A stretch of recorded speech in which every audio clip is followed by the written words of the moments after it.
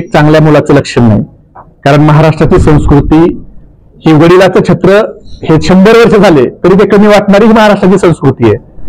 आणि त्या महाराष्ट्राच्या संस्कृतीत जर कोण मुलगा असं म्हणत असेल की आमकं वय झालंय आणि तुम्ही थांबायचं नाव घेत नाही, तर मला वाटतं ही महाराष्ट्राची संस्कृती नाही तर ही भारतीय जनता पार्टीच्या विकृतीचा हा परिणाम आहे.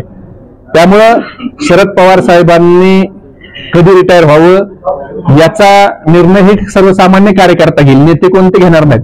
नाही तो अधिकार त्या नेत्यांना नाही तर तो कार्यकर्त्यांना आहे. आणि शरद पवार साहेब हे पालकाच्या भूमिकेत आहेत.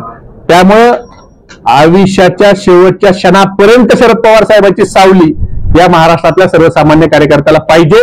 ज्याला पाहिजे नव्हती ते ईडीच्या धाकामुळे त्या ठिकाणी भारतीय जनता पार्टीच्या सोबत गेलेले. जानेवारीला विधानसभा अध्यक्षांनी निर्णय घ्यावा असं सांगितलेलं आहे.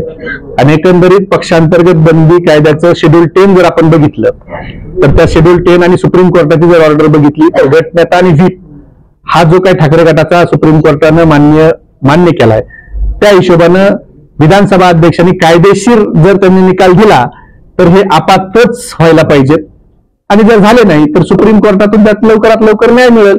त्यामुळं शिंदे गटाला असा आजार झालेला आहे.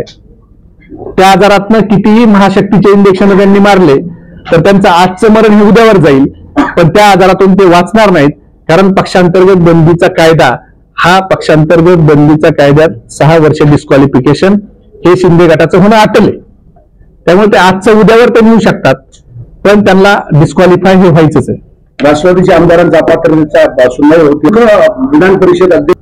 ठीक आहे, त्यांची तब्येत बिघडेल, आता ते काही पण होईल त्यांना, पण सुप्रीम कोर्टाने टाइम बॉन्ड दिला. आता ह्या देशातली सर्वोच्च संस्था न्याय देणारी, कायद्याप्रमाणे हा देश चालतोय का नाही ही बघणारी संविधानातली सर्वोच्च संस्था सर्वोच्च न्यायालय.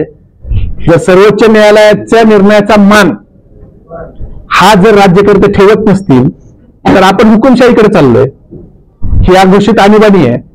आणीबाणीचा देखील क्लॉज ज्या वेळेला स्वर्गीय इंदिरा गांधींनी आणीबाणी लावली त्यावेळेला आणीबाणीचा देखील क्लॉज घटनेतनं सर्वोच्च न्यायालयाने काढला. त्यावेळेला इंदिरा गांधींना तो मान्य करावा लागला.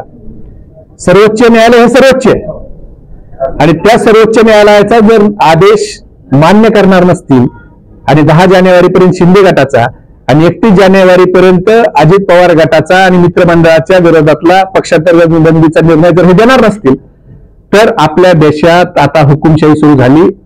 कोर्ट आणि न्यायालय याला काही अर्थ नाही. असा ज्यावेळेला महाराष्ट्राच्या जनतेमध्ये उद्रेक होईल आणि मेसेज जाईल त्यावेळेला श्रीलंकेच्या राजपक्षेसारखं इथल्या सत्ताधाऱ्याला लोक घरात बसू देणार नाही.